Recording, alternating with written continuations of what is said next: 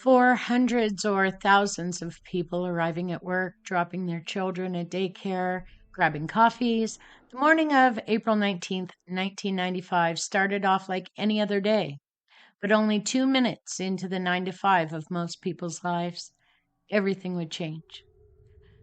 That morning, a former decorated Army soldier and security guard parked a rented Ryder truck in front of the Alfred P. Murrah Federal Building in downtown Oklahoma City. Inside that Ryder truck was agricultural fertilizer. That wouldn't be a problem if that fertilizer wasn't also mixed with diesel fuel and other chemicals that turned it into an incredibly dangerous device. The driver parked the truck, got out, locked the door. He ignited 2 timed fuses and then headed toward his getaway car. At 9:02 a.m., the Ryder truck containing all those components that made for a massive bomb exploded. It took out a third of the federal building. It took out dozens of vehicles parked nearby. In addition to the federal building, 300 other buildings nearby were either destroyed or damaged. 19 children in a daycare at the front of the building, along with 149 others, were taken that day. Hundreds more were injured. Only 6 children in that daycare survived to suffer terrifying injuries. Immediately, America feared a second foreign extremist terrorist attack. It was just 2 years after the first attack on the World Trade Center, after all. But within hours, we would know that wasn't so. This attack was internal. It was homegrown. It would, in fact, be the worst homegrown terrorist attack in U.S. history. All hands were on deck that morning, including the FBI, who supported both rescue efforts and the investigation on the ground within minutes of the bomb igniting. It was a war zone, but somewhere in that war zone would be the clues they needed to find the people who did this. On April 20th, they found the rear axle of the Ryder truck. Its VIN was intact and traced to a body shop in Junction City, Kansas. The body shop employees helped agents make a composite of the man who rented the van. Agents took the composite and showed it around town. Local hotel employees recognized the face, and they had a name. That's Timothy McVeigh. The FBI called their Information Services Division in West Virginia on the 21st. It's about 48 hours now, and luckily for the FBI, McVeigh was sitting in an Oklahoma jail. He'd been in custody since about 90 minutes after the bombing. His escape vehicle, a yellow Mercury Marquis, had a missing license plate, and so a state trooper pulled him over just 80 miles north of Oklahoma City. He had a concealed weapon, so not only was he pulled over for a traffic violation, but now he was arrested on a weapons charge. When you go to jail for more than a few hours, they normally take your personal belongings and put those in bags. When agents showed up at the jail, they collected McVeigh's clothes and personal belongings.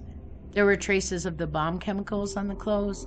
He had a business card that he scribbled on, TNT at $5 a stick, need more. They learned about McVeigh's hostile and extreme beliefs, his anger over what happened at Waco. They learned about his friend, Terry Nichols, who helped build the bomb, and another friend, Michael Fortier, who was aware of the plot. McVeigh felt outrage about Ruby Ridge and about Waco. He wanted to do something to give his anti-government outrage a platform. He chose the federal building in Oklahoma City because media would be able to get excellent camera angles on what he did. He believed, in his warped and extremist mind, that he was carrying out a soldier's mission. He called the deaths of children a PR nightmare that would overshadow his message, and everyone else, well, in his mind, they were all just collateral damage. They solved the case, and they had their suspects in pretty quick order. That didn't mean it was over, though. The FBI conducted more than 28,000 interviews, followed up 43,000 leads, and had 3.5 tons of evidence in storage, and reviewed nearly 1 billion pieces of information, including 13.2 million hotel registration records and 3.1 million truck rental records. Timothy McVeigh, convicted, would get the death penalty and be executed just months before 9/11. Terry Nichols would get life without parole on federal charges and 161 consecutive life terms on state charges. Michael Fortier was given 12 years in prison for helping McVeigh scout the federal building. He testified against McVeigh in exchange for immunity for his wife, Lori Fortier, who helped McVeigh put together the fake driver's license used to rent that Ryder truck. He was transferred into the Witness Protection Program and given a new identity. The FBI, the ATF, counterterrorism units all learned a lot from the tragic bombing. One of the most important lessons they learned was one that wasn't immediately on the radar, that the victims, including first responders, had to be taken care of. They had to be informed. They needed to not just immediate care and attention, but they needed attention post-crisis. They need to have their voices heard, their rights respected. McVeigh would never understand it, but his choice of location would also provide for a thorough and immediate response, from first responders all the way through the FBI, whose first priority was search and rescue, who were determined to overturn every stone in the rescue, in the subsequent investigation, in the prosecution of the evil men responsible. He didn't turn media to his side. He didn't become a martyr or a divine messenger. He was convicted and put to death and will be remembered forever as a terrorist who attacked his own people, innocent people. He wasn't different than the men who flew into the Twin Towers or the ones before him who tried to bomb it. He wasn't different than any extremist who ever existed with any ideas at any time. He was a mass murderer. What he did was give the ATF and the FBI valuable intelligence, valuable tools in fighting terrorists after him.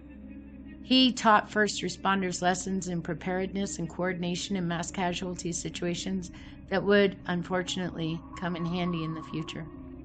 Even the media coordinated, taking pressure off responders by letting people know where to go and who to call for help.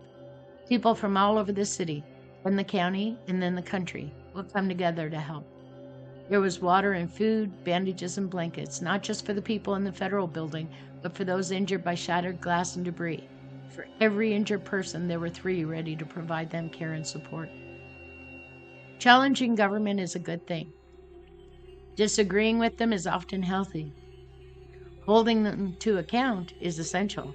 I'm a huge believer in speaking truth to power, but this, an act of terror and destruction, no, it's never the way. Thank you for listening. If you're enjoying these videos and want more, don't forget to subscribe and turn on your notifications so that you don't miss any videos. Thank you for watching. We really appreciate it.